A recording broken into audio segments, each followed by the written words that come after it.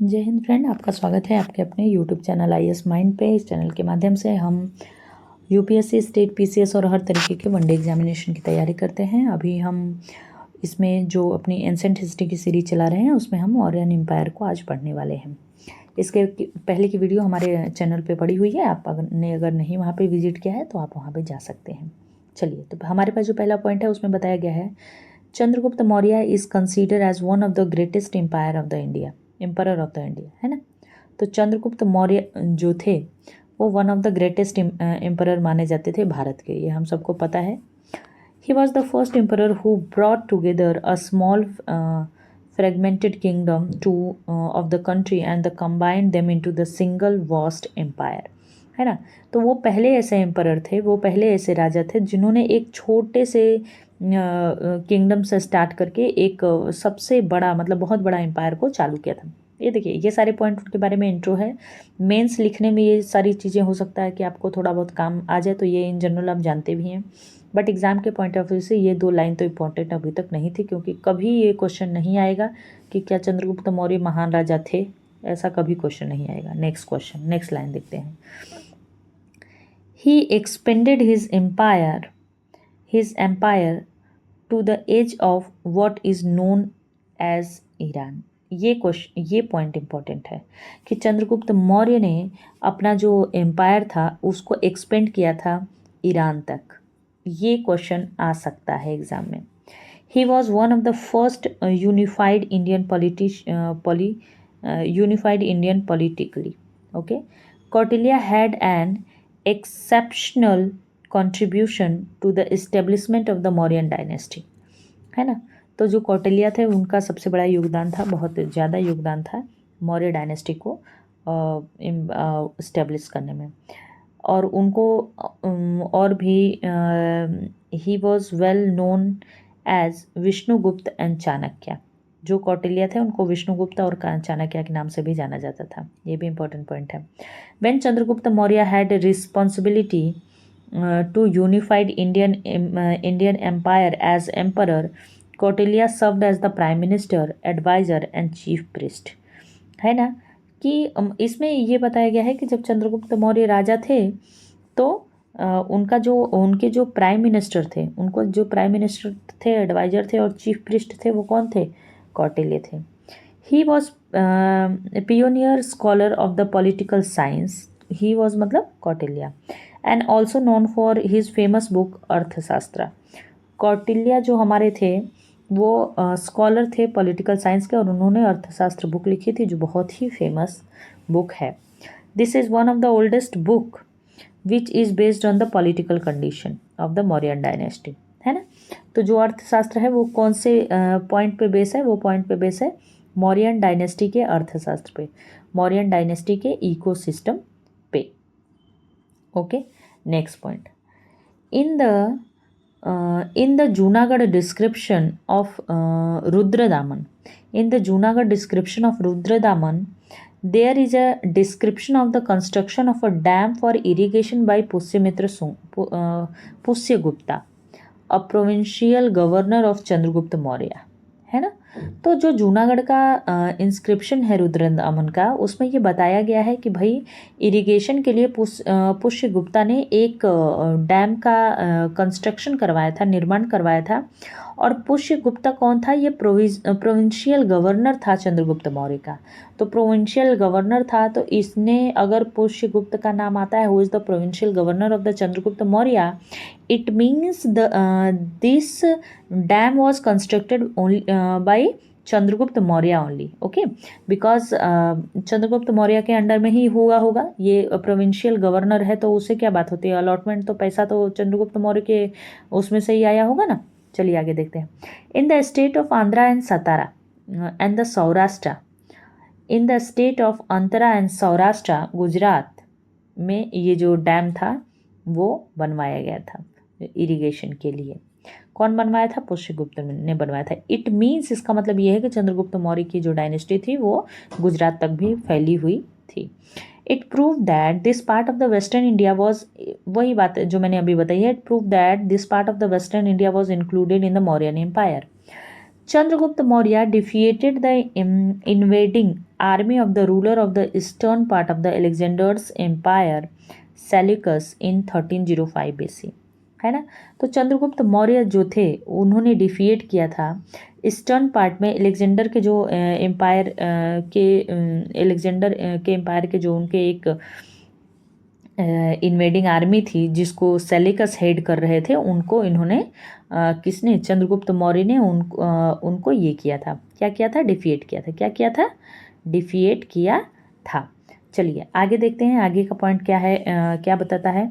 मुद्रा राक्षस was a book, okay. Mudra Rakshasa authored by Vishakh Datta provides the various information about the region of the Chandragupta Maurya. It means जो मुद्रा राक्षस book है वो चंद्रगुप्त मौर्य की मौर्य डायनेस्टी से और उसी टाइम पीरियड की है, और इसमें उसी का रेफरेंस मिलता है। ये मौर्य डायनेस्टी से बिलोंग करती है और इसके राइटर हैं Vishakh Dutt.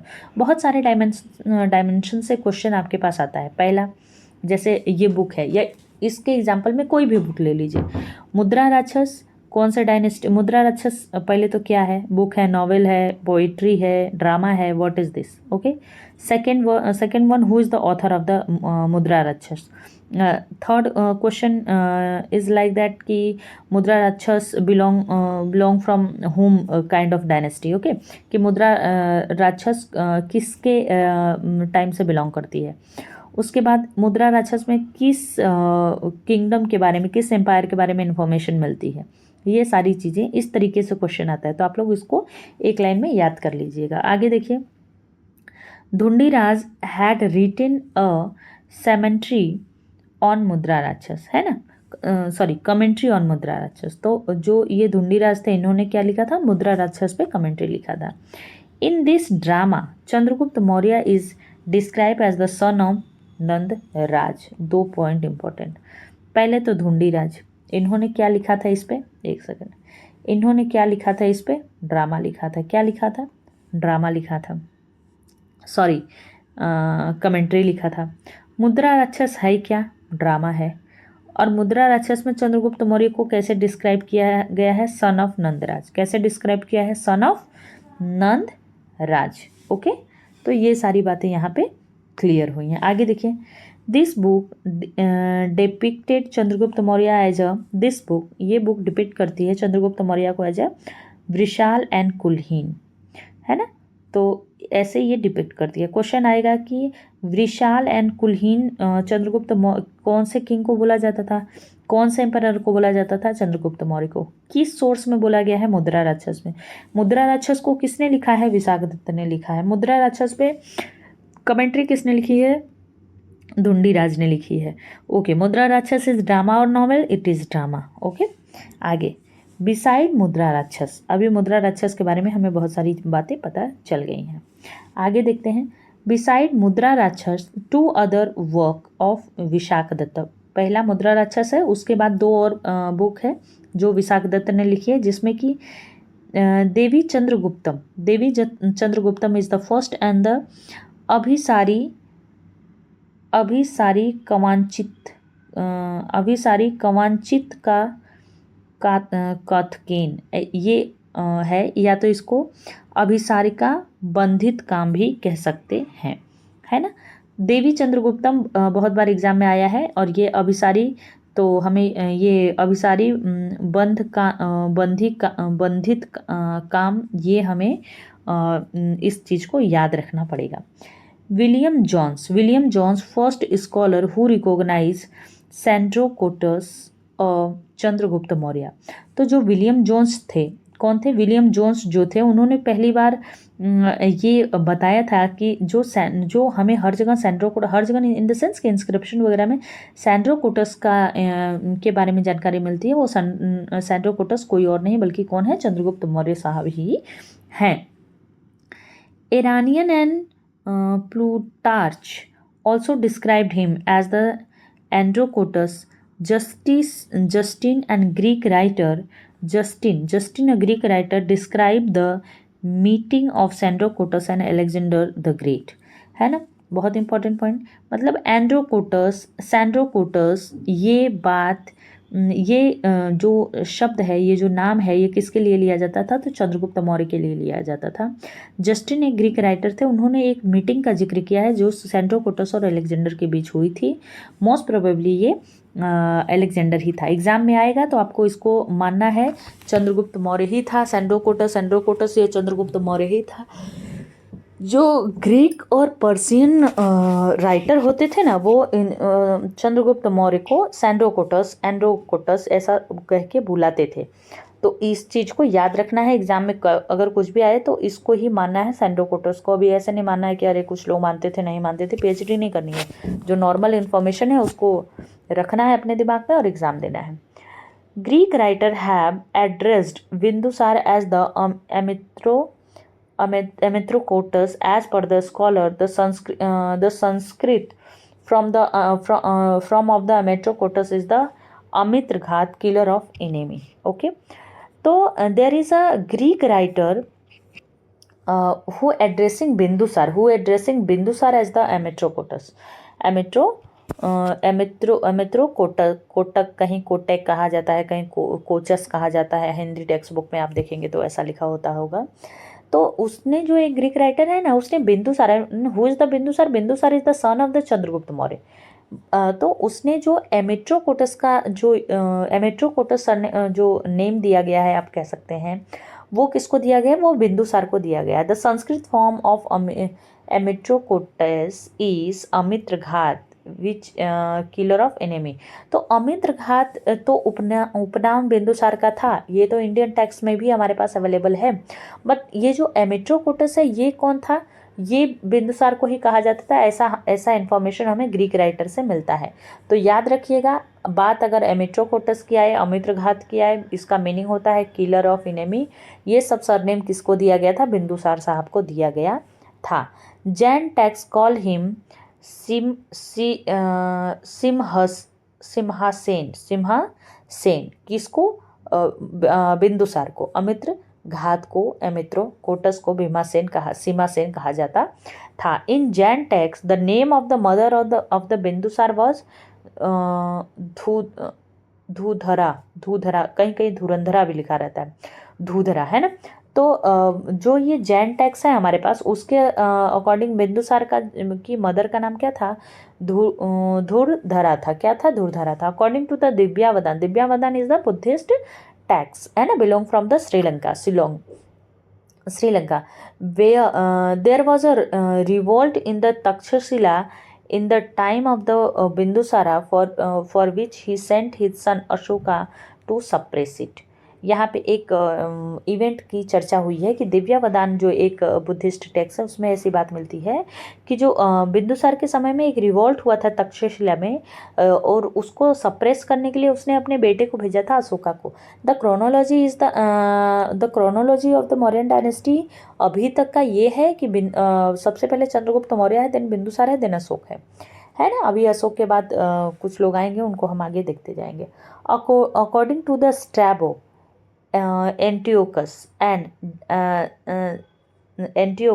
sent Dimachus as the ambassador of the Bindusar's court, है ना।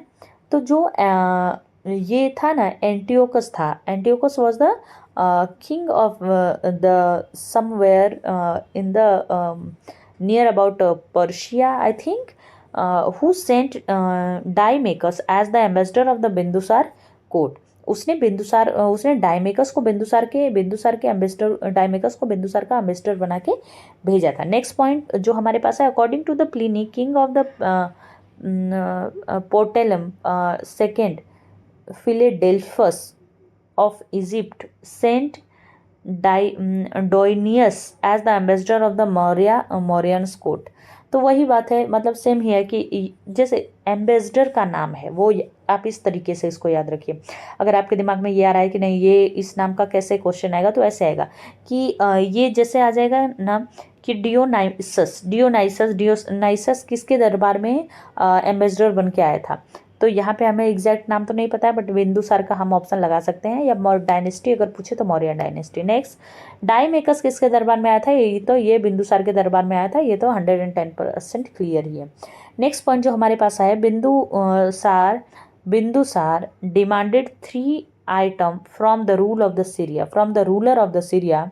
These items were sweet wine, dry fig, and philosopher. And the answer सुनिए आप सीरिया के किंग का. When Bindusar asked, and or you can say that when Bindusar was demanding for three things from the Syrian ruler. First one is sweet wine, second one is dry fig, and the third one is philosopher. The answer of the Syrian kingdom is Antiochus sent all the other thing except philosopher to Bindusara. जो Syria का king था ना, उसने बिंदुसार को सब भेजा. The attitude जो आपको देखना चाहिए कि Antiochus is the name of Syrian king of that time, sent all thing except philosopher of to the Bindusara. And according to the Buddhist event, देखो यहाँ पे और बात नहीं बताई गई है, बट ये जो हिस्ट्री में बात है ना, उसमें उसने सीरिया के जो किंग थे उसने ये बोला कि फिलासफ़र बेचने योग्य नहीं होते हैं. जो स्कॉलर होते हैं, जो ज्ञानी पुरुष होते हैं, उनको हम दूसरे देशों में किसी भी चीज़ में नहीं बेचते हैं. This is the answer of the Syrian king Antiochus to the Bindusara. Okay. According to the Buddhist event, Asoka was appointed as the viceroy of the Avanti Ujjainiya during his father's reign. तो जब बिंदुसार का समय काल चल रहा था, उस time पे जो अशोक थे ना, वो अवंती उज्जैनिया के वायसराय बनाए गए थे. Except Assam and deep south, entire India was under Ashoka's empire, है ना. कि सिर्फ आसाम और डीप साउथ जो तमिलनाडु वगैरह का पार्ट था, कह सकते हैं केरला वगैरह का, उसको छोड़ के बाकी पूरा भारत अशोका जो थे, अशोक के अंडर में आता था. Ashoka set on the throne of the Magadha around 269 BC. In his inscription everywhere he is called Devanampiya या देवानाम्पिय दासी, है ना. तो अशोक के जितने भी इंस्क्रिप्शन है उसमें अशोक का नाम क्या बताया गया है, देवानाम्पिय और देवानाम्पिय दासी. तो ये नाम उसको बताया गया था. आगे देखिए, which means beloved of the God. इसका मतलब ये होता है. तो क्वेश्चन कैसे आएगा? क्वेश्चन ऐसा आएगा कि देवानाम्पिय किसे कहा जाता था? अशोक को कहा जाता था. देवानाम्पिय दासी किसको कहा जाता था? अशोक को कहा जाता था. उसके बाद क्या क्वेश्चन आएगा? उसके बाद क्वेश्चन ये आएगा कि ये एमिट्रोकोटस किसे कहा जाता है? अमित्रघात किसे कहा जाता है? तो बिंदुसार का. उसके बाद क्वेश्चन आएगा कि एंड्रोकोटस या सैंड्रोकोटस किसे कहा जाता था? तो वो चंद्रगुप्त मौर्य को कहा जाता था. ऐसे ही क्वेश्चन आएंगे एग्जाम में. आगे देखिए, Ashoka announce the logical and the practical Dhamma niti to be followed by his peoples easily. Ashoka Dhamma is based on ethical principles which were not related to any community but declare for the welfare of the humanity, है ना. तो अशोका की धम्म नीति के बारे में सब लोग जानते थे. उसकी धम्म नीति बहुत फेमस थी और उसकी धम्म नीति किसी एक एथिकल प्रिंसिपल थे जो कि किसी रिलीजन पे बेस नहीं थी, बल्कि वो एक कम्युनिटी के लिए, कम्युनिटी की ह्यूमैनिटी और की वेलफेयर के लिए बनाई गई नीति थी.